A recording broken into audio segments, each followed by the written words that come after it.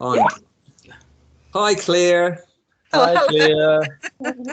how are you all? Hi, Kate. Good. Hi. Very good, thank you. And yourself? Yeah, good, thanks. Thanks for setting up Bob and keeping him connected with us. That's great. Thank you. Much appreciated. All right. That's all right. He's getting better at it. He can mostly set himself up all right. I'm just going to... Do you want it turned up? He just needs it a bit louder so he could hear your beautiful voices better. Okay. Thank you. Want. Sorry. Where is... There it is. Talk again. Yes. Aha. Here, all the best. Perfect. Okay, here he is. Yes. Bye, everyone. Have a lovely afternoon. Bye. Thank you. You too. See you, Claire. Okay, Ilya, let's offer respect to the spiritual master. Hare Krishna, everyone. Hare Krishna. Welcome, welcome.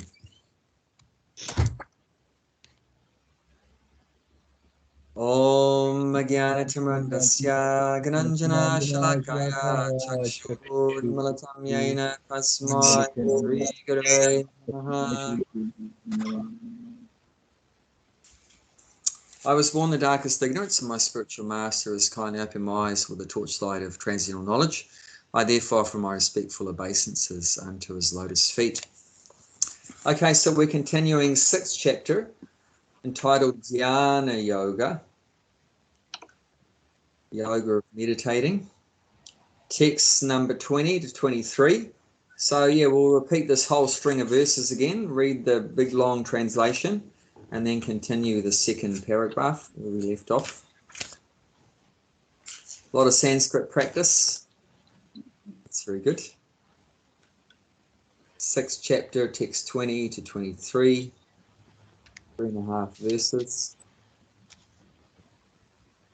Yatro paramate chitam nirodam yoga sevaya. Yatro parame chitram nirodha yoga sevaya. Where are you? Okay, you're a bit behind there. Okay, let's all do it together. Yeah. Then we'll start again. Yatro paramate chitam nirodam yoga sevaya. All say it together. Let's all say it together. Yatro paramate chitram nirodha yoga sevaya. Where are we up to? Okay. Yatra chaivatmanatmanam paschan atmani tushchati. Yatro chaivatatmanam paschanyatmani tushtiti. Sukham matyantikam yattad. Sukhamatni. Buddhigraya matindriyam. Buddhigraya matindriyam. Veti yatra na chaivayam. Veti yatra na chevayam. Stitas chalati tatvata. Stita chalati tatsvata. Yam labha chaparam labham. Yam labha chaparam labham. Manyate nadikam tata. Manyate nadikam tata. Yasmin stito nadukena. Yasmin mistato nadukhena. Gurunapi vichalyate. Kurunapi vicharate. Tam vidya dukkha samyoga. Tam vidya sudak yoga. Viyogam yoga samgitam. Viyogam yoga sangitam. Bhakti Mala, would you like to read the English translation, please? In the stage of perfection called trance or samadhi, one's mind is completely restrained from material mental activities by practice of yoga. This perfection is characterized by one's ability to see the self by the pure mind and to relish and rejoice in the self. In that joyous state, one is situated in boundless transcendental happiness, realized through transcendental senses. Established thus, one never departs from the truth, and upon gaining this, he thinks there is no greater gain. Being situated in such a position, one is never shaken, even in the midst of greatest difficulty. This indeed is actual freedom from all miseries arising from material contact. Well, doesn't that sound wonderful? Who wants all that stuff? I want it. Oh, my both hands are up. Yes. But it's just Boundless, uneasiness. transcendental happiness. I want that. Yeah. Thinks there's no greater gain. Yeah, I want that. Never shaken amidst the greatest miseries. Yeah, I want that. That's fantastic things, great things. So if we want all that, we have to practice yoga. You have to practice yoga. And see, it says by the practice of yoga. So you can only get those good results if you practice the yoga system. It's not good enough just saying, you know, I believe in Krishna or I believe in yoga or I'm whatever like that. You actually have to have some solid, regular practice, sincerely practice every day. You know, if you want to get these results, you have to be an everyday yogi. You know, so take to it very seriously. And then by practicing yoga seriously, what's the result we get? As mentioned there right at the beginning, that you can pull your mind away from the material world. See, it says there in the beginning of the translation, in the stage of perfection called trance or samadhi, one's mind is completely restrained from material mental activities by the practice of yoga. So that's the result we want to get out of either chanting Hare Krishna, or if they're a Astanga yogi, you know, doing their meditation, is you pull your mind away from all kind of material thinking, feeling, and willing. Because remember, the mind has three functions: thinking, feeling, and willing. So we want to withdraw the mind from thinking mundane thoughts, feeling, and willing. And and what's going to happen? The mind is going to become completely empty, is it? If you take the mind away from materialism, is the mind going to be like an empty cup? No. Fill up with thinking about Krishna. That's the idea. That's the idea. In the Astanga Yoga system, their mind would be thinking about the beautiful form of the super soul in the heart, the Paramatma, the super soul in the heart. So their mind will be completely absorbed in thinking about the visualizing and thinking about the beautiful form of Paramatma, the super soul in the heart. And for us, you know, where mind is absorbed in chanting Hare Krishna and hearing about the qualities and pastimes and words of Krishna and all these kind of things related to Krishna. But somehow or other we have to pull our mind away from everything to do with this material world. And why do we want to pull our mind away from the material world? So we can connect to the Krishna consciousness. Yeah, but what's wrong with the material world? Why do you want to drag your mind off the material world? You can get one thing or the other. You can't get both. True, yeah, yeah. Correct. You want a Krishna or his creation? You want both? Yeah, It's not yeah. possible. But see the last part of the translation, what does it say? Freedom from all miseries. Arising from material contact. So it's our connection with the material world that's making us unhappy. So you have to start off. I mean, you can't take your body out of it all of a sudden. I mean, even if you commit suicide, you have to come back. So, I mean, you can't take your body out of all of a sudden, but you can take your mind out of it. You understand that? Yeah. You can't take your body out of the miserable material world, you know,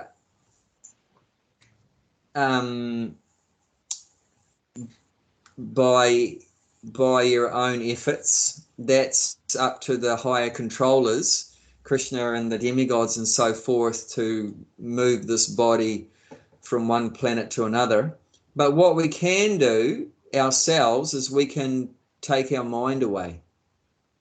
We can take our mind away. So if we withdraw or take our mind away from the material world and put it in the spiritual world, then you're free. You're immediately free. Because it says that's freedom. That's freedom. It is not saying freedom happens when the body dies. Freedom happens when you take your mind away from the material world. Does that make sense? Yeah, it's one more thing that Brett always says that you can take the Indians out of India, but you cannot take India out of Indians. Yeah. You can bring it here all the way, but you cannot Yeah. take India out of Indians. Yeah, because their mind is still in their home. Yeah. That's what a material thing is. You can get in the Krishna conscious. Material thing cannot get it out. Always. No, but in this case, you can, because see, Krishna consciousness is so powerful. Oh yeah. That you can move the mind, like Arjuna says, to Krishna, how do you control the mind? Later on in the sixth chapter here, text 34, then the mind is like the wind. How do you control the mind? But Krishna says that he agrees it's difficult, but it is possible by suitable practice and detachment. That's text 34 and 35 of this chapter. So, and this is the practice, and it will make us detached. It'll detach the mind. So ordinarily it's very hard. I mean, Prabhupada gives the example how when the Russian astronauts, when they're in their little spaceship, that they were looking back to the Earth. They were from Russia. So where do you think they were looking to? I would think Russia. Yeah. The astronaut was quoted saying he was looking out the window of the spaceship. Where is my Moscow? Where is my Moscow? So even though he was free from the earth, but his mind was still on the earth, was still in his hometown in Moscow. So Prabhupada made the point, so attached. So attached. And Okay, Prabhu, when we're talking about the material world as well, like if we enjoy sitting in the sun or swimming in the ocean or walking in the forest and all those types of things, is that just another form of sense gratification because you're enjoying that material? And that's, even though that's a energy of Krishna, it's still material. it depends on your consciousness. If you're just absorbed in your own sense gratification, then that's mundane and that's not good, and it's gonna lead to more miseries as you become more attached to the material world. But if like you mentioned, you see it as an energy of Krishna, then that's Krishna consciousness, and that's helping you become detached from the world by appreciating where the world comes from. Then you when you see the sea, then you think, well, water is an energy of Krishna. Bhumirapo nalo vayu kamano bodhivacha, 7th chapter, which we're coming up to, text number 5. Or text number 4.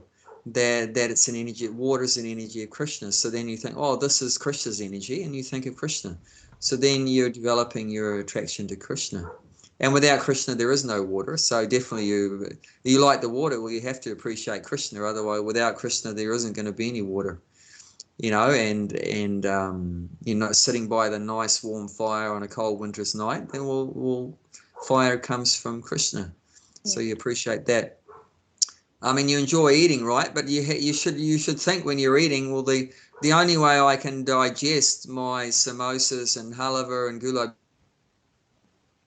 jamans and everything and paneer is because Krishna in the form of fire is in my stomach. It's called Vaishvanara. Vaishvanara is in the Bhagavad Gita mentioned also that he's the fire of digestion, which is called Vaishvanara.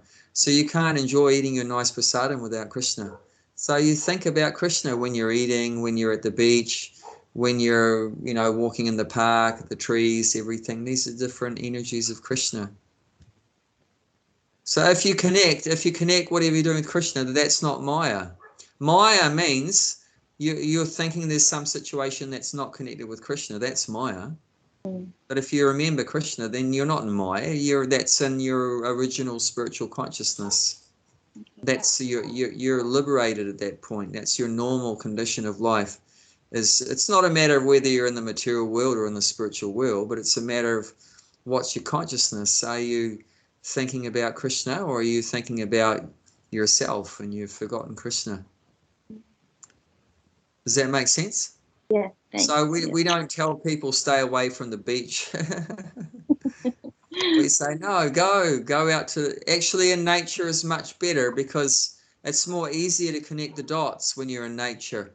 It's harder to connect the dots when you're surrounded by man-made things. You know, it's maybe harder to remember Krishna in the city because it seems like, well, man made the concrete and man made the glass and man made the steel and man made the plastic.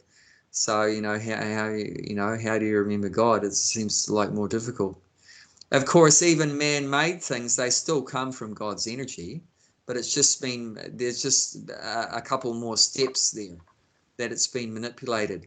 Like Prabhupada talked with a glass manufacturer. Hey, Josh. Hey, Josh. Hare Krishna, Josh. Hey. Nice to have you with us. Okay, coming and going. That's all right. They come back. So, yeah, glass manufacturer. So, of course, in the modern cities, it's full of glass and so many things. Hey, Josh. Nice to have you with us. Hare Krishna. Hare Krishna. How are you? Well, thank you. Great. Fantastic. I've been up at the property every Thursday for the last 2 months, so I apologize for not coming. Oh, no, that's right. I figured you were doing something very good. That's great. I'm very happy that you have a property in the nature. Yes. That's wonderful. Much nature going on there at the moment. Oh my God, I've never seen it before. Dams are just covered in like frogs and creatures. Yeah. Popping up out of the thing. There's lilies. They're not lotuses technically, but they're lilies. They look like lotuses. Yeah. In the dams, and there's a tree with owls and bats. Wow. Pretty tough. No, that's awesome for your spiritual evolution. That's fantastic. And Bhakti Mala was just asking about that. You know, going to the beach and stuff like that. Is that good or not good for our spiritual life? I said it's fantastic. It's easier to connect with the source, with the supreme when you're in nature. I mean, in the city, it's still connected with God, obviously, but it's a bit harder to connect the dots. You know, like one man, Prabhupada asked one glass manufacturer, where does glass come from? You know, it's man-made glass, right? Man-made, right? But where does glass come from? He said sand. Now, is sand man-made? No, it's not man-made. And then he asked, where does sand come from? That's a bit of a tricky question. And he was an Indian man, so he knew. So it said it comes from Bhagavan. So Bhagavan means God. So, and then Prabhupada said, oh, you are a thief. You have stolen Bhagavan's sand and selling it for profit. And the man said, no, I'm giving some donation to the temple. So, and Prabhupada said, okay, you're a small thief. So no, it's all the energy coming from the source, from the supreme. And what do? We exploit these resources of the supreme. And it's a big thing, and of course, in modern day society, is so much exploitation. Big city is good for the Harinam. Is it for the Harinam? Yeah. Yeah, because if you do a big city, it's good. More people see. If you go to a small, farm or something, it's only 10 people will see. But Harinam, big cities are really nice. Yeah, I mean that's a good reason to be in the cities of a yogi. You know, a yogi can be in the cities, but to help other people. But for our own spiritual development, it's good to be in that contact with nature. It's more direct in terms of becoming conscious of the source. I found that being able to go between the city and the country frequently has been extraordinary. You know how people hold off having holidays until it's holiday time, once or twice a year. Enough, found that if I'm going between the country and the city once a week, I'm much more capable of acting well in the city. Yeah. It's important to have that time to recharge. And of course, if we're very advanced spiritually, then I mean you can connect with the source in any situation, even in a most horrible place. you can connect that. But if you're not, if you're just starting out, then definitely it could be advantageous.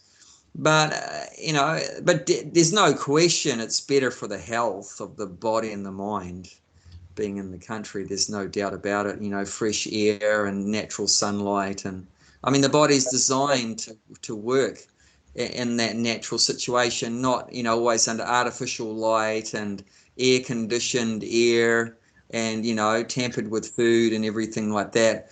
Definitely it's going to have a detrimental effect on the body and the mind and so forth.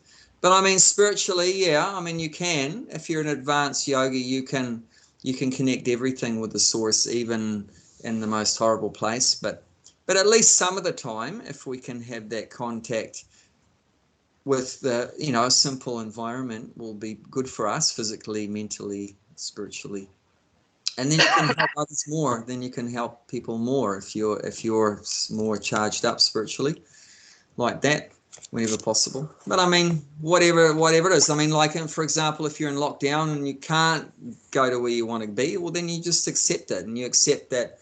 Well, this is ultimately everything's under the control of the Supreme. So if that's the way it is, we're not going to stress out about that. And we just make the best, like they say, make the best out of a bad bargain.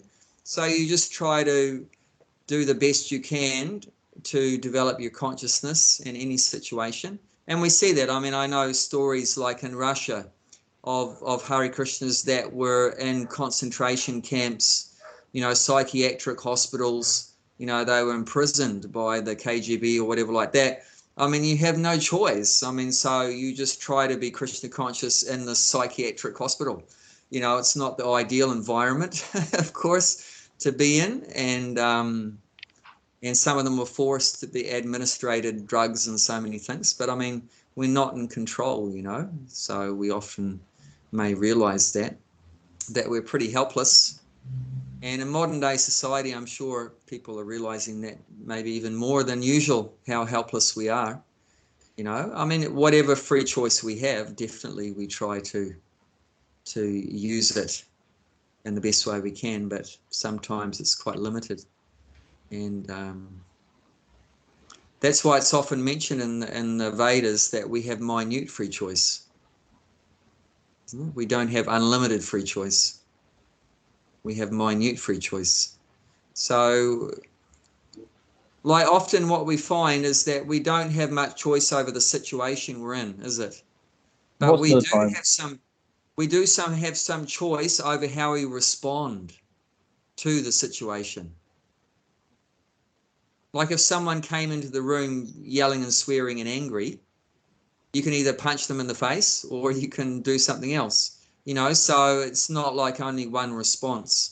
So you have some free choice how you're going to respond. You might not have choice over that particular situation happening, like a lockdown in your country or some angry person walking into your space or whatever like that, but you don't have any choice. But you do have choice about how you're going to respond to that. Like, okay, you're locked down. Are you going to be always stressed out, anxiety, afraid? Are you going to be afraid and everything like that? Or are you going to be fearless and understand that there's some higher controllers there and there must be some reason for all this? I don't understand what it is, but let me make the most out of this by doing more chanting, for example, or more yoga practice or reading the books more. Before I was so busy running around here and there, and now I'm in lockdown, I can't run around. So why don't I just sit down and read Bhagavad Gita, read Srimad Bhagavatam, So like that. So how we respond, we got to try to respond in the most best way, the most beneficial way. Anyone want to say anything about that? Just accepting the situation, is it? I mean, so if we are on the lockdown, we can nothing. So just accept it and move on. And nothing which you can do, rather than complaining. Yeah, but you might take that up as an opportunity to work on your own self-development, self-realization, like that, or you might take that as giving you more realization about the real nature of the material world, like it's saying here that it's a miserable It's a miserable connection. So it might help you become more detached from the material world. Maybe before all this started happening, we were thinking, oh, the material world's a nice place. It's a great place. I can be happy here. I can enjoy. But now you might be thinking, maybe it's not so good for me to be here.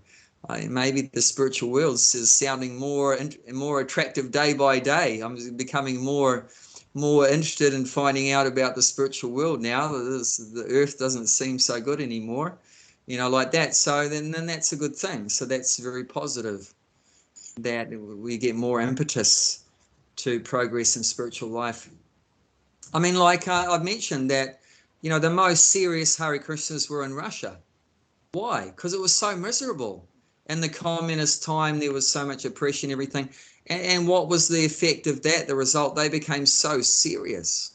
Oh, yeah. They were incredible. Yeah, I read the book Salted Bread.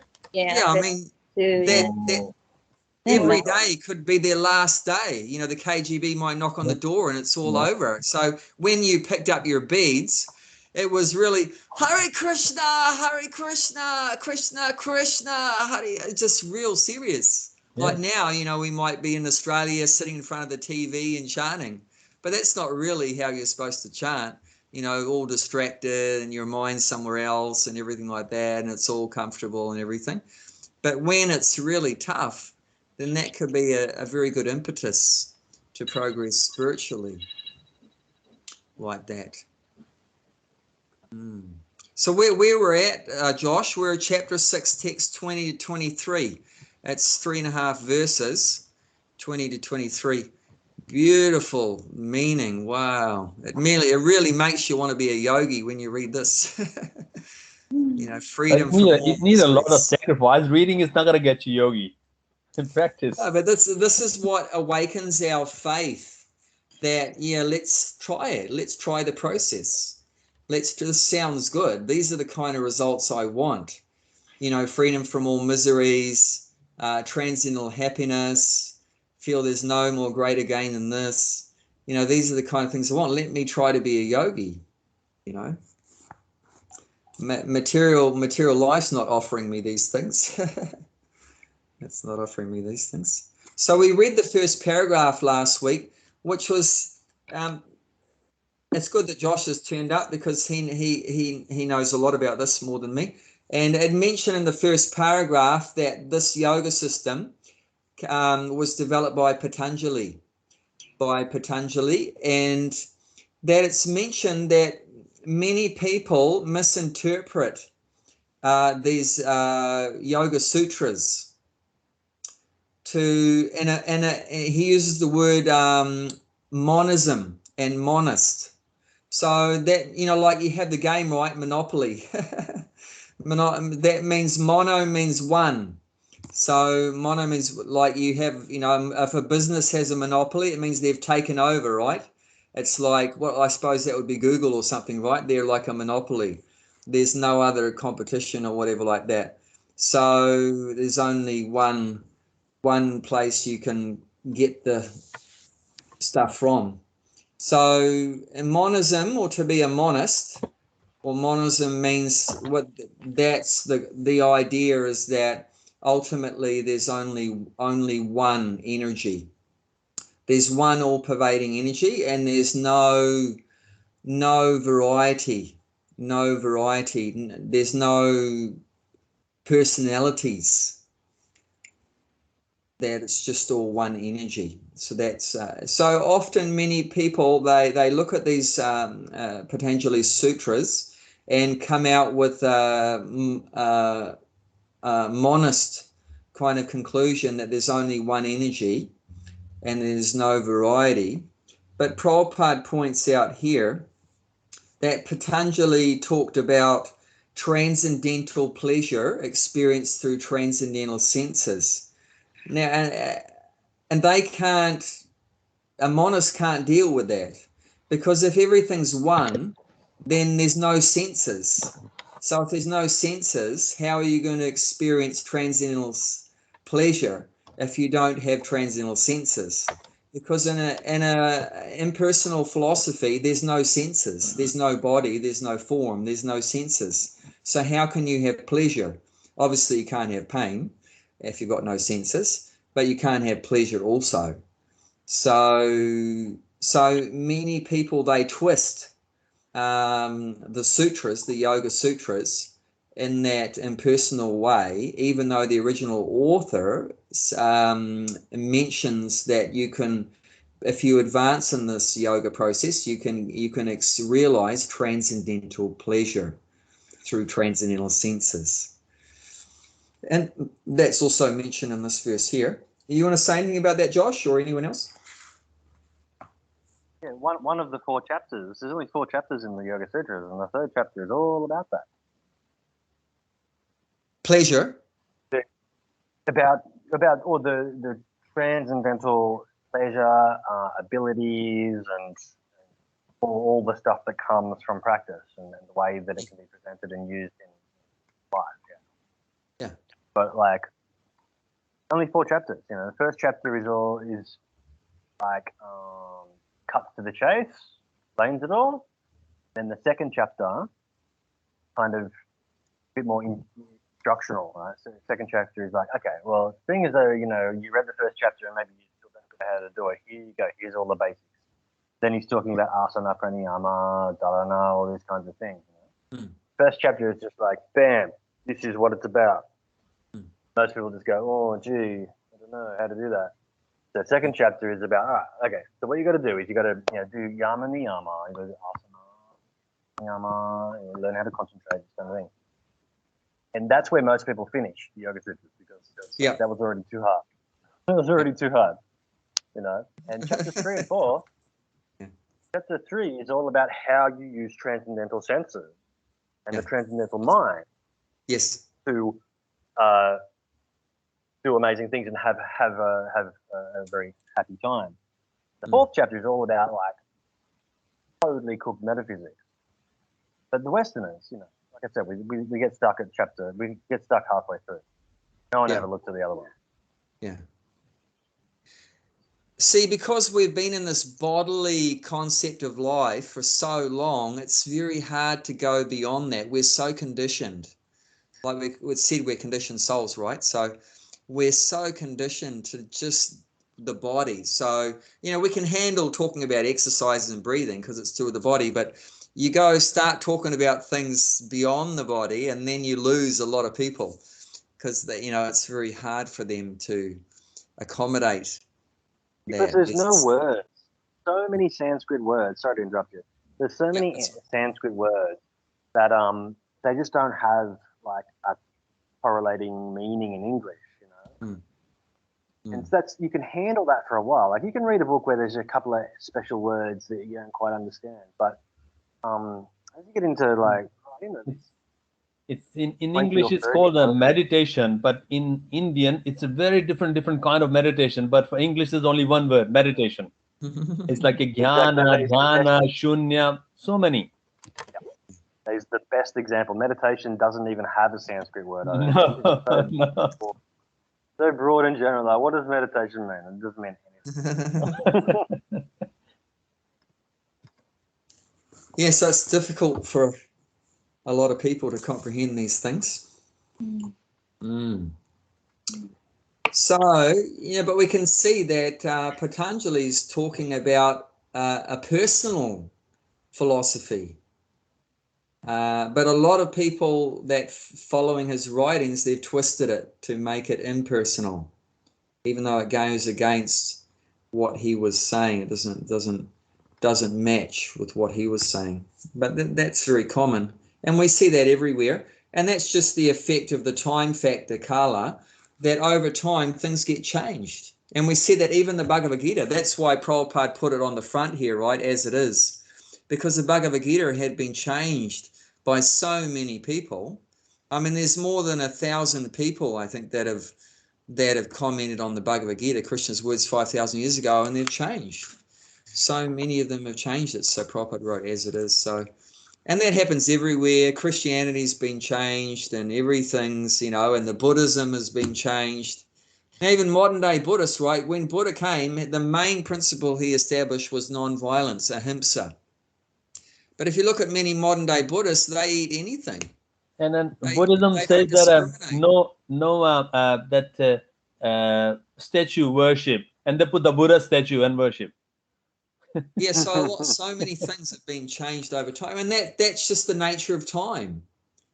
You know, that things change. I mean, you can see just within 2 years how much the modern society has changed due to some tiny little microscopic virus you can't even see, and you know, a few crazy families with a controlling propensity. You know, so things have changed a lot. They even tried to change Prabhupada's writings though too, didn't they? Yeah, I mean, there's some that's people that want to controversial, change Prabhupada's books as well and edit them, everything, and Yeah. so I mean, Kali Yuga. that's just the nature of the material world, that it's always changing. And I explained, right, the name in Sanskrit for the material world is called Jagat. Jagat, Jagat, and the meaning of Jagat means moving. So it means the planets are always moving, right, in orbit, and even on the planet, everything's moving on the planets, and we're moving from boyhood to youth to old age, and then in transmigrate into another body, and you know, reincarnating is a cycle going on, you know. So the seasons are changing, and the temperature's changing, and everything. So change is always going on. So even with philosophy, just over time, it just gets changed. And of course, we have to, you know, if we want to be a serious, you know, spiritual practitioner, we have to try our best to not let that happen. We don't want the knowledge to be changed. If you change the philosophy, then the whole value of it is lost. Like a medicine, right? If you have a medicine, you can do whatever you like to the coating of the pill. You can put sugar on it and put hundreds and thousands if you want, make it colorful or whatever like that. But if you take the active ingredient out, of the inside, then it's useless. You might as well just be eating a lolly, you know. So you can do whatever you want to the coating, but don't change the active ingredient. So it's like that with the philosophy. If you change the actual, I mean, you might present it differently. Like, you know, I use a lot of modern examples to present the very old Vedic philosophy. But, you know, I'm presenting the very old Vedic philosophy, just using, you know, things that are in my life, you know, and things like that, modern examples. But it's still the very ancient philosophy there. But if I go and change the philosophy, then, you know, it's all completely useless. And then you're just listening to a Bai speaking instead of listening to Krishna speaking, you know, which is that's where the real Shakti or power comes from. So, you know, you can present things differently, like you can package it. Like, you know, like you said, you know, Sanskrit, it's hard to comprehend. So, you know, I can package that by just using some English words, but still the concepts are the Vedic concepts, the Sanskrit concepts, but just packaging them in the English language like that. Does that make sense? Anyone want to say anything about that? All good. Okay, let's read the second chapter, because the second paragraph follows on from the first one. So it'll explain more about this idea of impersonalism, personal versus impersonal. Okay, Josh, do you have a book there? I've not read any Sanskrit in a long time. I'm reading Latin a lot now because I'm planting so many trees and they're all in Latin. Okay, I need to practice right. No, I just meant, did you have the verse there in front of you? Yeah. Yep. Do you want to read the second paragraph? I do, sir. I really do. It starts this chit shakti. Yes, this chit shakti, or internal potency, is transcendental. Purushartha means material religiosity, economic development, sense gratification, and at the end, the attempt to become one with the Supreme. This oneness with the Supreme is called Kaivalyam by the monist. According to Patanjali, this Kaivalyam is an internal or transcendental potency by which the living entity becomes aware of his conscious position. Words of Lord Chaitanya, this state of affairs is called Cheto Darpana Marjanam, or clearance of the impure mirror of the mind. Clearance is actually liberation, or Bhava Mahadavagni Nirvapanam. The theory of nirvana, also preliminary, corresponds with this principle. Bhagavatam, this is called Sarupena Vya Vastituti. Yeah. Bhagavad Gita also confirms. Yeah, so this is a bit of Sanskrit there, but this is following on from, in the first paragraph at the end, there was a quote from, you said, Josh said there was 4 chapters, so the 3rd chapter, text 34, he quotes that there. 3rd chapter, text 34 from the Yoga Sutras, Purushata, it starts, Shunyanam, Gunanam, Prati Prasava Kaivalyam Swarupa Pratista Va Chit Shakti Iti. So that's where he picked up, where he started Chit Shakti. So he picked it up from that verse. So Prabhupada's explaining Chit Shakti is the internal potency. So that's us. We are the Chit Shakti. The minute spirit souls, they are coming from that Chit Shakti. We're from the internal pleasure potency of the Lord. Chit means consciousness, and Shakti means energy. So we are a conscious energy. Whereas matter is not Chit Shakti. That's also Shakti energy, but it's not Chit. It's called Achit. Achit means no consciousness. You understand? So matter is unconscious and the soul is conscious. So the soul is Chit Shakti. So it's saying there that this Chit Shakti,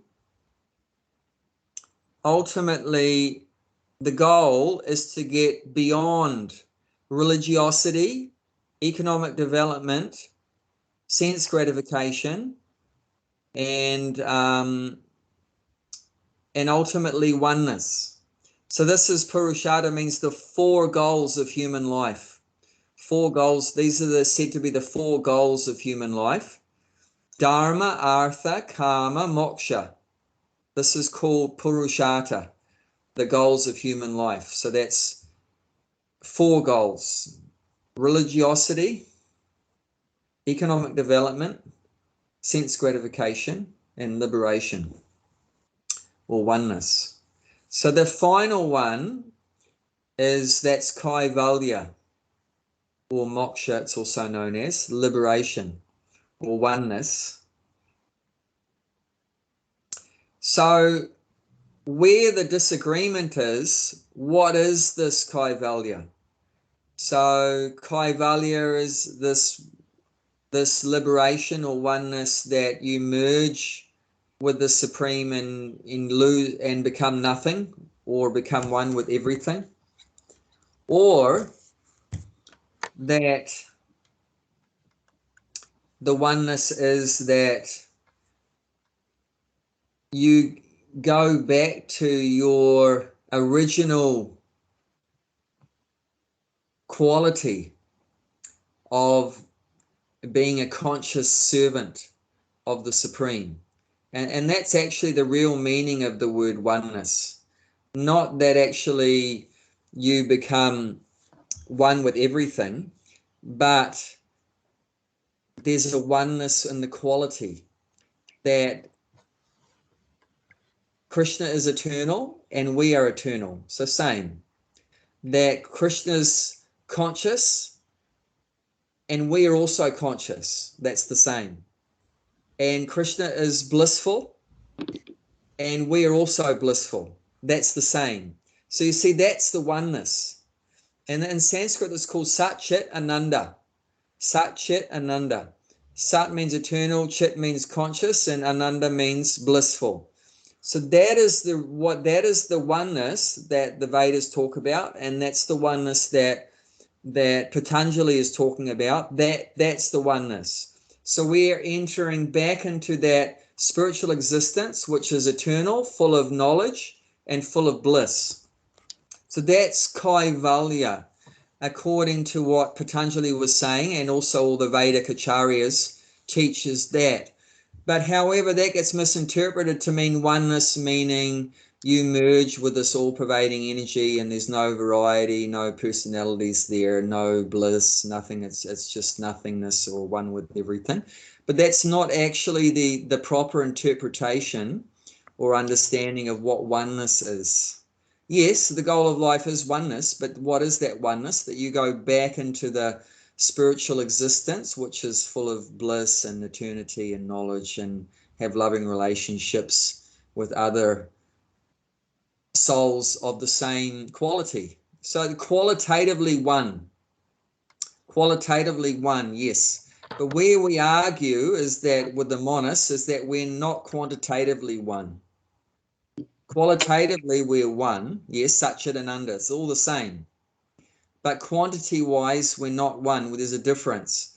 So Bhagavan, or the Supreme Person, is unlimitedly great in quantity. But we, as the tiny chit shakti, we're minute. So in Sanskrit, then the Supreme's position is called Vibhu, means great. And our position as the tiny soul is called Anu. Anu means very small. Even the atom, if you explain the atom in Sanskrit, it's Anu. Anur. It means very tiny. So it's explained that we're 1/10,000th the thickness of a hair in size. That's the size. Actually, the soul has a size, like a physical size, a measurable size. But what is that size? It's very small. It's 1/10,000th the thickness of a tip of a hair in size. So quantitatively, we're different. We're not the same, but qualitatively, we are one. Qualitatively, we are one with the Supreme. So, but that's our original position. Swarupena Vyavastati. That's the goal of life, to be situated in that Swarupa. Swarupa means, Swa means original, Rupa means form, and Vyastati means situated. So that's said to be the goal of life, is to get re-established, situated in our original form, Swarupa. See, now we have this New Zealand form, or Australian form, or man's form, woman's form. Yeah, this is a form, but it's not our original form. Actually, our original form is pure spiritual energy, Chit Shakti. And those forms, I mean, there are so many different forms in the spiritual world, but they are very different than these material forms. Does anyone want to say anything about that?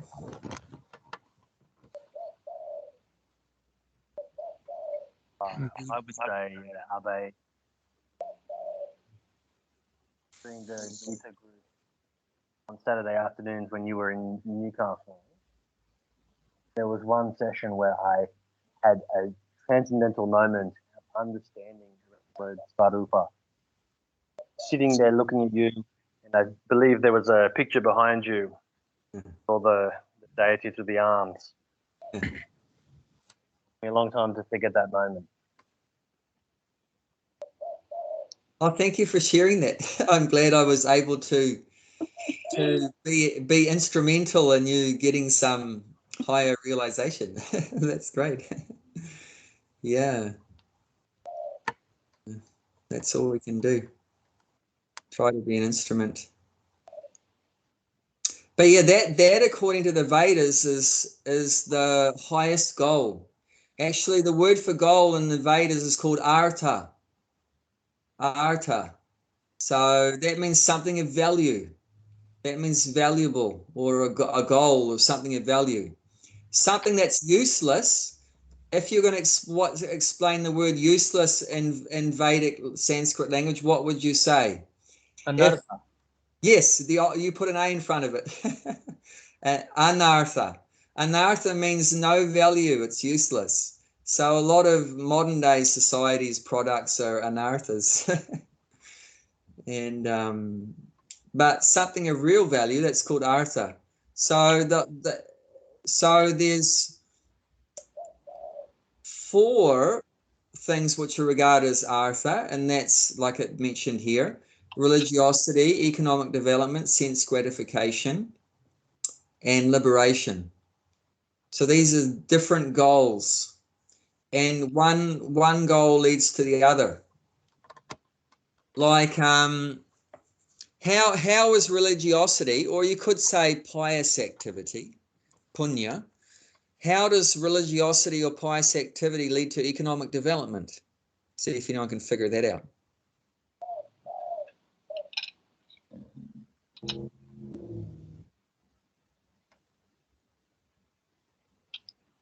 Do you know why a lot of people would go to a church or a temple or a mosque or whatever?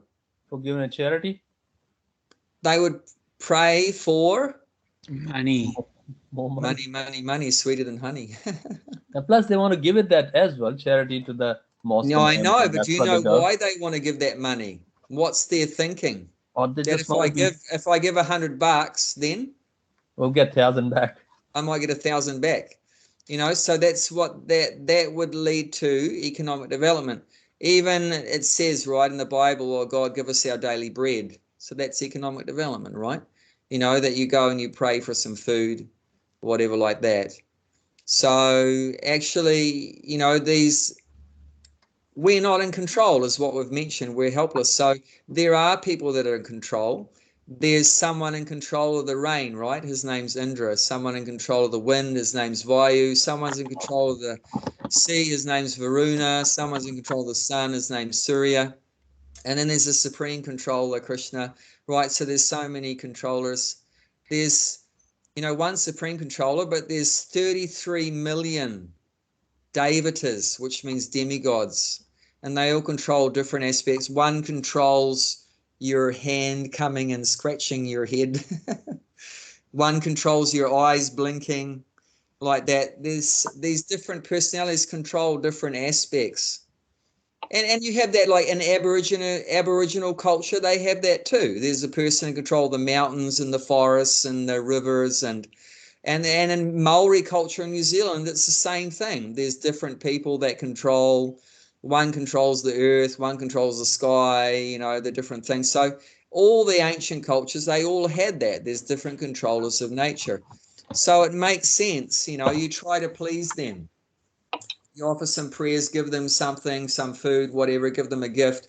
And then the idea is you'll get more abundance, bounty will come back. You'll get the rain that you need, the food that you need, everything will come back. So that's your economic.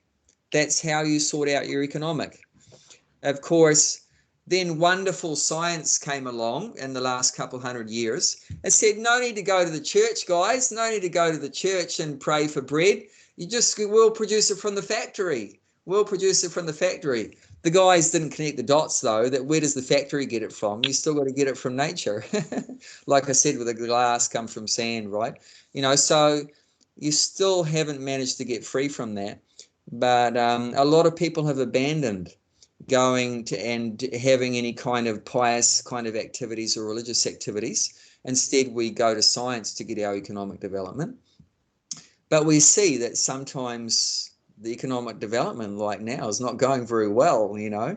Something's not going very well, even though we have science, but, you know, we're becoming poverty stricken and, you know, we have health issues and so many things are not going well. So maybe we can need some more help than just from science, you know. So, but actually these controllers in nature are very important to our well-being. So acknowledging that's very important. And then, okay, economic development, that's artha. How does that connect with a third one, calm? Calm means sense gratification. So satisfying your senses, because the body's made of senses. We need, you know, you need food to eat, right? It's, you know, you've got to satisfy your tongue. You need to satisfy your genitals, satisfy your belly. So the senses need, you know, see something, hear something. We need some sense gratification. It's also needed. It's of value.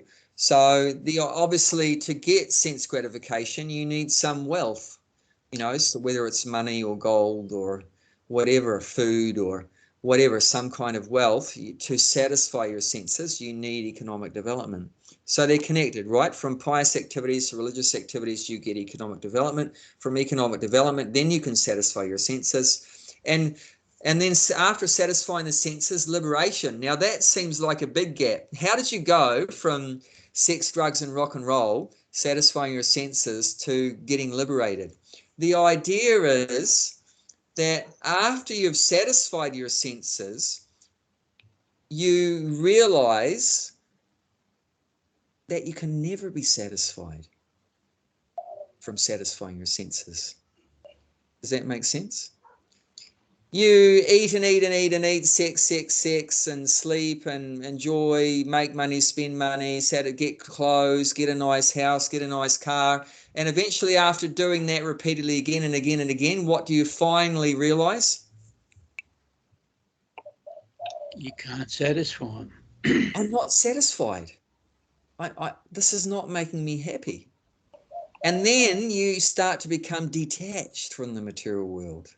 So we begin by becoming attached, and then through that becoming attached, and then suffering as a result of being attached to the material world, that awakens within our hearts a mood or a spirit of detachment, of wanting to get free from the material world, and that's moksha, or as mentioned here, kaivalya. Does that make sense? Anyone want to say anything about that? Any comments or questions? It's like most of the people, they just having you know, sex, rock and roll, and drugs and everything. By the time they realize, knock, knock, time to go. Pretty much. Right. They don't realize that, and they just go. 99% people, just the way they come, they go, they depart from this planet with no spiritual growth whatsoever.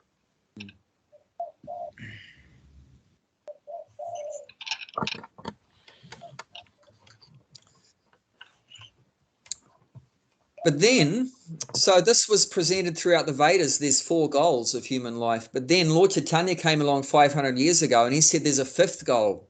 And everyone said, what? There's something more than moksha or kaivalya? Are you kidding me? He said, yeah, there's a 5th goal. And that's called Krishna Prema. That's called love for the Supreme. And that's bhakti. You know, that's the topmost goal.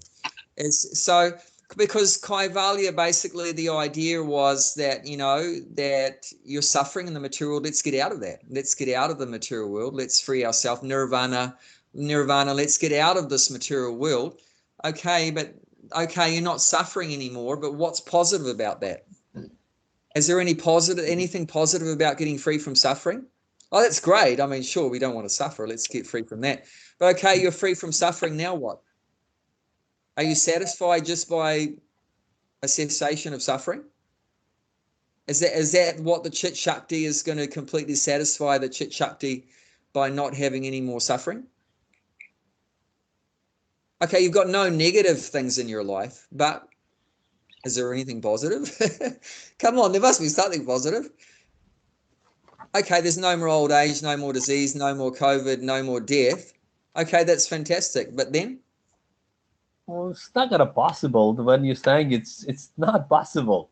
Definitely old age, disease, and death. You can't ignore that. Definitely. Yes, I mean, nirvana or kaivalya is about that, you know, getting free from the suffering and the material. Okay, very good. But then what are you going to fill that in with? I think that might be a nice state. Yeah, for some time, but aren't you going to get bored, Bhakti Mala? I know you're going to get bored. You're going to get bored. She said, I'll decide it once I get there. Maybe just a few lifetimes of no suffering. It just might be nice, you know. Yeah, but there's a big problem with that because we are a conscious being. If you don't have any conscious activities to entertain you, yeah, you're going to be frustrated again. You're going to be frustrated not through miseries, but you're going to be frustrated due to a lack of positive activities, and that's spiritual activities, and that's the swarup. That's the swarup. Yeah.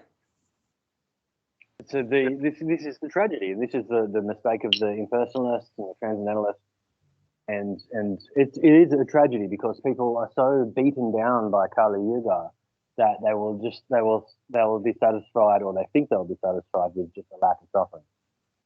How devastating, how heartbreaking is that? You know, like, oh, just give me nothing. I'll be happy with just neutrality and nothing. Ugh. Yeah. It's not divine. Yeah. You know, purpose. This is not fruitful lives. You know, this is. We need to like allow ourselves to just entertain. It may take a few minutes. To entertain that actually, like, life is so beautiful and so wonderful that you would not want to be leaving the earth. In fact, you can be so blissful here that you're happy to stay and be reincarnated. Yes, more. Once you develop the transcendental senses. Yeah, yeah. And the Vedas is offering so much more than just stopping misery. It's offering positive bliss and ecstasy at every moment, and we shouldn't settle for less than that. But you can see why does someone turn to be a monist, to be follow that monism path of oneness, because they've suffered a lot. And as you've all mentioned, and Kali Yuga is just so much suffering like that. So, I mean, you can see how people end up turning to that. I just want to get free from suffering. It's all I can think about. I just got to get out of here. I just had enough. This is too much. I'm out of here, because they've just suffered a lot. So that's as far as their thinking process is taking them. Well, I don't care about anything else. I just want to stop the suffering now. It's just got to finish it, so nirvana, I'm out of here. Finish it. Zero. Make my life zero, nothing. So that's a reaction, like you say, like there's a jerk reaction, right? You're just a jerk reaction. So it's like a knee-jerk reaction to suffering, right? Okay, let's just finish this material existence. Nothing, like that. So that's why people turn to that, being impersonal monist, because it's just as a reaction to just suffering and a miserable existence, and they want to make an end to it. But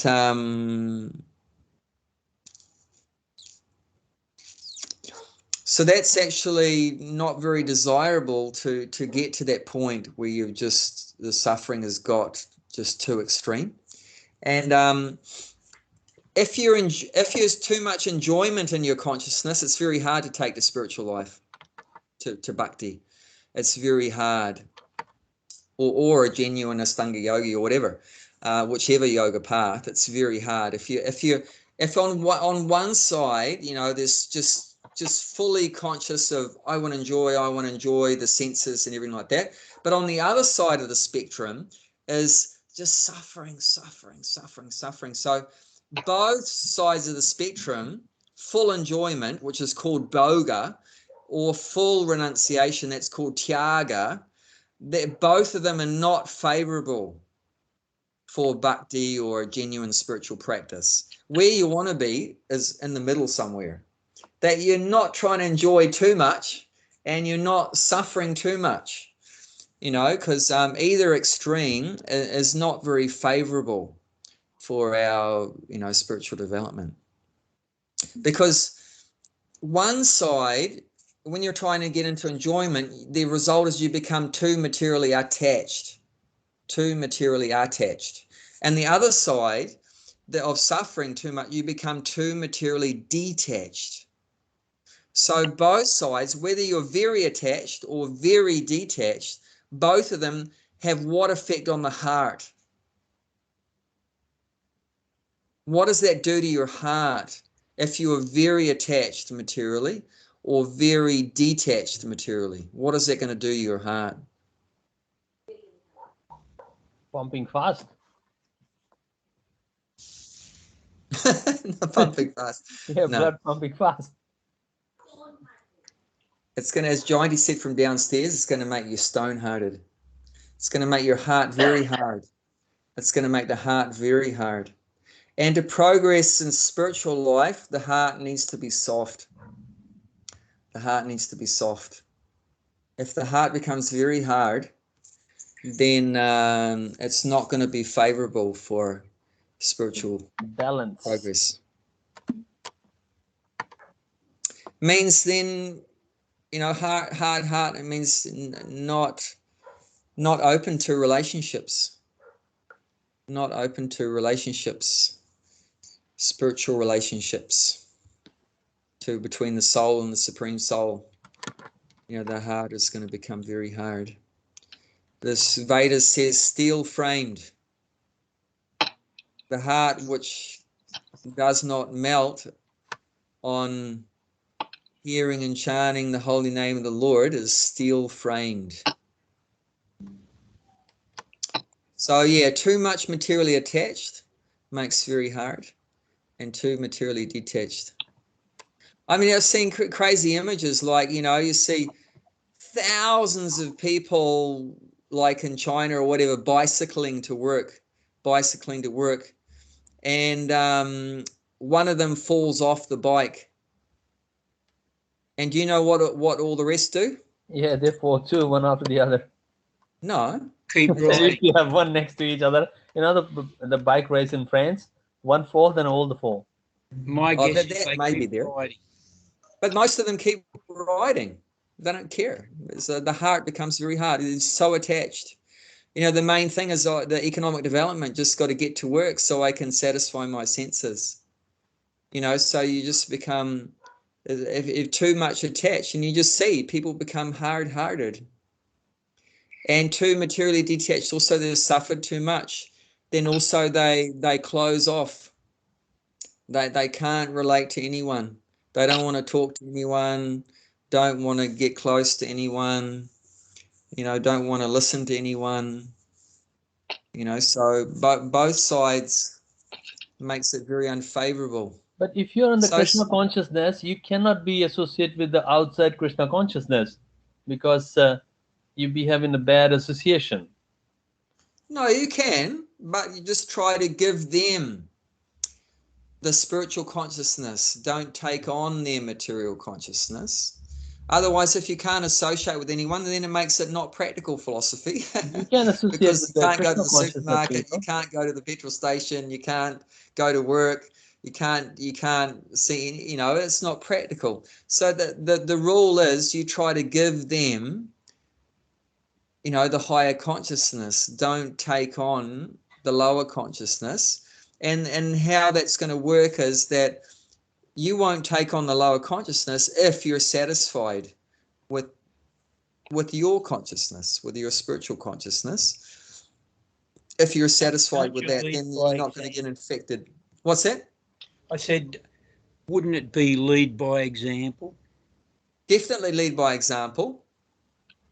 But how But can you like I do mentioned, that? It's a give and take policy. Like my friends, they are Glorigene friends. They invite me, but I don't go there because they are, you know, drinking and meat eating. Because I said I don't want to come because you guys are, you know, I don't need that kind of stuff there. And then Yeah. talking about the money growth and the material growth, which I'm not interested. Sure. So I have Sure. to So boycott that. yeah, so you've made judgments, and that situation wouldn't be very favorable, and you'd be taking on their stuff and like that. They're not open to, you know, spiritual things or whatever. So yeah, in that case, that might not be very good. But other scenarios, like where you have to go to work or something, you've got a job to do, then you have to mix with people, and or you have to get some groceries or something like that. So you're not going to completely cut off from people, but you try to, you know, be like Bob said, be a good example so other people can get inspired, seeing a good example, you know, and try to inject some some kind of spirituality in their lives. I mean, if Prabhupada hadn't left the wonderful place he was in India and gone to the West, where would we be? Up the creek without a paddle, you know? We won't be having this So, conversation. you know, we need people with a higher spiritual energy and so forth to go out there and mix with people and help uplift. But we should try to uplift other people and not get dragged down, but be, you know, lifted up. Like I said, you know, if before you catch the big fish, what do you have to be sure? Make sure your boat is bigger, otherwise fish will take you. Not the boat, mainly you. Oh, You know, yeah. you have to be, you know, that you're confident you can bring the fish into the boat, not the fish brings you into the water. Yeah. You know, so it's a saying, if before you catch the big fish, you have to be careful not to get wet. You know, like that. So when you're strong enough, then you can go out and mix with anyone. And you can, like Prabhupada, he mixed with anyone and he helped everyone he met. He never got dragged down by anyone. If your faith and conviction and everything is still weak, then you have to be more careful. Then you have to be a bit more careful, like that. But step by step. Okay, let's keep reading, shall we? Bob, do you want to read the 3rd chapter, After Nirvana? After nirvana or material cessations, there is a manifestation of spiritual activities or devotional service to the Lord, known as Krishna consciousness. In the words of the Bhagavatam, Sarupena Vivastati. Yeah. This is the real life of the living entity. Maya, or illusion, is the condition of spiritual life contaminated by material infection. Liberation from the material infection does not mean destruction of the original eternal position of the living entity. Patanjali also accepts this by his word. Kaivalyam Swarupa Prakishta Vachich Chaktir Iti. This Chitti Sakti, or transcendental pleasure, is real life.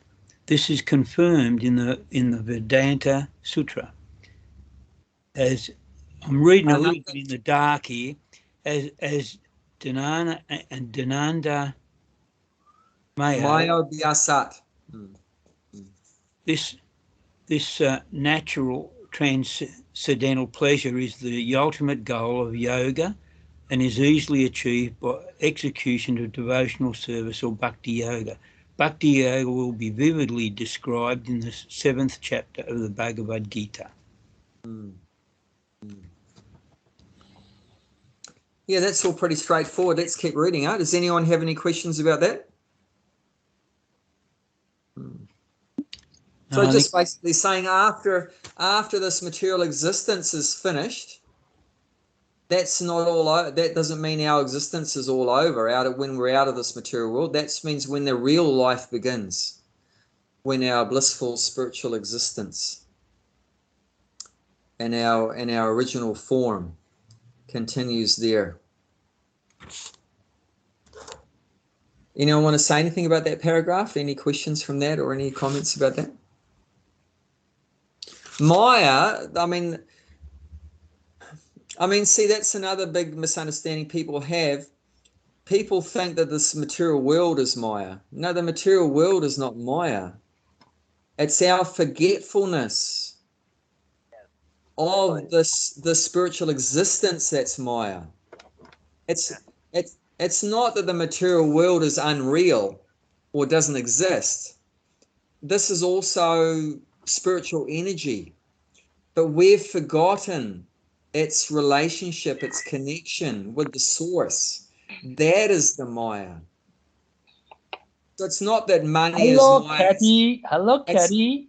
Pussycat. It's not that the cat is not Maya, but if you forget the cat's relationship, Josh's hands are Maya.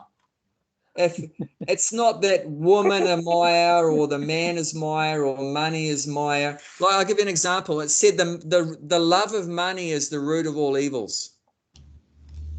But is money evil? Nope. No. But the love of it, if you attach to it, if you're lusty for it, greedy for it, attached to it, that's what's Maya. But money itself is energy coming from the Supreme. In Sanskrit, it's called Lakshmi. Lakshmi is the goddess of fortune. So it's the pleasure potency of the Lord Krishna. So the Lord's pleasure potency is called Lakshmi, and Lakshmi manifests in this material world in the form of money, any material things, woman, or possessions like that is a manifestation of Lakshmi, your house and your wealth and gold and whatever. So it's not that the Lakshmi is Maya, but if you become attached to it, that's Maya. And if you forget that Lakshmi belongs to Narayan or God, that's Maya. So does that make sense? Maya is gone, then you see the world for what it's true. Well, for what it truly is, and what the world truly is a gift, part of Krishna. Yeah. So if you see it as part of Krishna, there's no Maya. As soon as we... Yeah. Oh, hang on. I was just going to say, like, the suffering is just a result of Maya. When you remove suffering, it's not that you remove the things that are causing you pain. You just change your consciousness so that those things become a source of joy instead of a source of pain. Yeah. So that's all it is. It's just changing the consciousness. The consciousness and forgetfulness of our Swarupa and our relationship with the Supreme, our relationship with the spiritual nature around us. That's Maya. But if we remember that, then we're never in Maya. Whether you're in the spiritual world or in the material world, it doesn't matter. If you're fixed in that original consciousness of who you are and who the Supreme is in your relationship with all the energy around you, if you treat the energy around you properly, not just exploiting it for your sense gratification and forgetfulness of who it belongs to, then you're perfect. Then there's no Maya. But as soon as you forget all those facts, all the truth, and the truth is called tattva. Tattva, that means the facts, the truth. As long as you're always in that consciousness of what is the truth, what's the reality, then there's no Maya. But as soon as you forget the truth, and then you become covered by illusion. You become covered by illusion.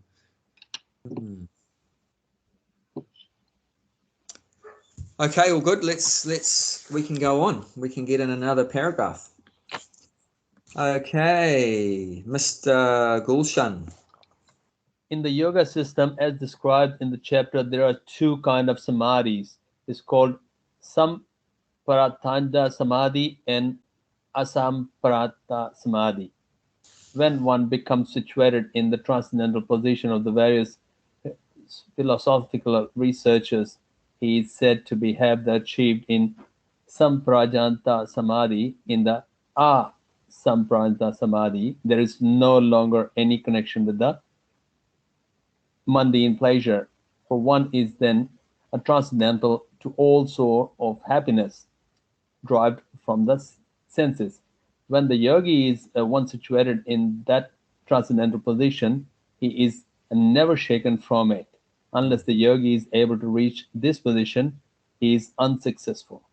Today's so-called yoga practice, which involves various sense pleasure, is contradictory. A yogi indulging in sex and intoxication in mockery. Even those yogis who are attached by the siddhi, perfections, in the process of yoga are not perfectly situated. If yogis are attracted by the byproduct of yoga, then they cannot attain the stage of perfection, as is situated in this verse. Persons, therefore, indulging in the make-show practice of the gymnastic feats or siddhis, such known that the aim of yoga is lost in the way. Interesting. Josh, before I say anything, do you want to say anything about that? Oh, you can say a lot about that. This is what's our friend our friend that walks along the beach and he can't hear. He's deaf. He's Oh yeah, yeah. That's This is what his name. Oh, Amrita, Amrita. Yeah, Amrita Nanda. one-way conversation. Yeah, one way. This is what he, whenever he sees me, he accuses me of it. He's you are, making show practice of Funny thing is, you can't respond. No, that's right. All I can do is yell. All I can do is like wave my arms around, like no.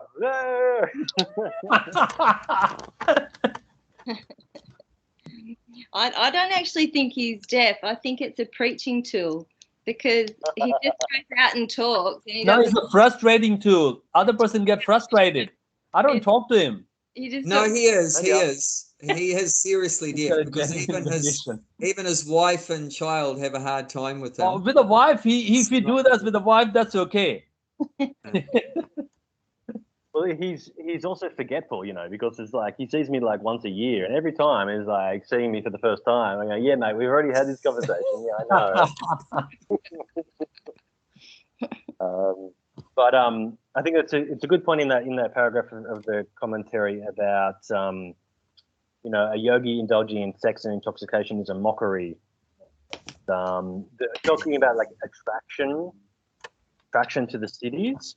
The cities is what I'm calling like transcendental senses as well, right? This is what the third chapter is about in Patanjali's key Pada. So it's that, and he says that, Patanjali says that too. It's like, here's what you can expect, and he just rolls out this list of amazing abilities. But every time he says, but beware, get attached to any of them, down you go. You're gone. Right. Come back next lifetime. Yeah. There's like, they will come, and in a way he's presenting them so that this is like the steps along the path, and this is what you can expect, and he's giving you like advanced warning. When this comes, don't get intoxicated on it.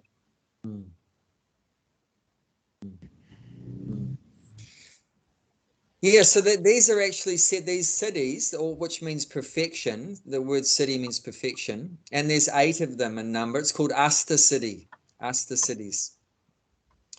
and they're said to be the byproducts of the yoga system. They're not the goal of the yoga system, but they're the byproduct. You know what a byproduct means, right? Yeah. Sure. Yeah, so it's not your goal, but it's just a side thing that comes out on your way to your goal. But yeah, if you get deviated by the byproduct, then you lose your goal. You miss the goal if you get sucked into the byproduct. It's actually, these cities, they're like a more subtle kind of material enjoyment. They're not spiritual. Like I'll give you an example. Like one of them is called Anima City. Anima City means you can make your body very small. And another one is called Mahima City. Mahima City means you can make your body very big, very big. Another one's called Lagima City, means you can make your body very light. You see those guys levitating. They've mastered the Lagima City. It means they can be as light as a feather. Another one is called Prapti City. Like Sai Baba or whatever like that. He just brings some ashes in his hand or some, a pomegranate from Iran or something like that. So they can bring anything from anywhere on the planet. They can just bring it to them right there. And Prabhupada even mentions this one yogi. He saw him do that, bringing stuff from all over the place. And but this is not the real goal of the yoga system. This is just a byproduct. So it's a higher kind, a more refined, subtle kind of sense gratification, but it's still sense gratification. It's not spiritual. So these are like potential traps. Of course, you could utilize those things in the service of the Lord. And actually, a bhakti yogi can also get these asta cities, not just the Astanga yogi. The bhakti yogi can also get these cities, but they can be used in the service of the Lord. but not for our own enjoyment. If you use it for your own enjoyment, then you get deviated, and you're going to have to remain in the material world, and you're going to have to come back again. You're going to have to come back again. And it's mentioned that apart from these cities, people, you know, they do yoga, do the exercises and the breathing, everything, and then their health improves and they start to look better and feel better. And what do? Just end up having more sex and drinking and enjoying, and like the hippies, right? You know, just sex and drugs. I mean, they thought they were getting detached from the materialistic life of their parents by becoming hippies. But what did the hippies end up doing? You know, just enjoying in another way. Instead of enjoying due to working in an office and making lots of money and, you know, having sex in a big house, whatever, and eating in a big house, then they just have sex under a tree or something, you know, with no job, but still the same thing, you know, still trapped in the same things. Does that make sense? It's still enjoyment centered around me. There's nothing spiritual about it, which, remember, we've talked about what spiritual means, which is, you know, it's centered around the Supreme. It's not about me. You know, I'm not in the center. It's about you are pleasing the senses of the Supreme. You're serving the Supreme. And that's what we defined as the meaning of prema, or love. Love means to satisfy the senses of the Supreme. And lust, the opposite of love, is lust, which means to satisfy our own senses. But then the question is, well, because this mentions, right, in these verses about we're getting transcendental pleasure for our senses. So you could say, hang on a minute, that doesn't make sense. You just said that love means to satisfy the senses of the Supreme, but this verse says that your senses get, you know, transcendental pleasure. So, and you just said, don't try to satisfy your senses, try to satisfy the sense of the Supreme. So how does that work? Well, you're doing it for the Supreme. What's that? You're doing it for the Supreme. You're doing it for the Supreme. And when you do something for the pleasure of the Supreme, what effect does it have on you? You've done an activity wholly and solely for the pleasure of the Supreme, right? You didn't do it for you. You did it for the Supreme. But does that have any effect on you? Well, yeah, you offered the fruit to Krishna first and then back?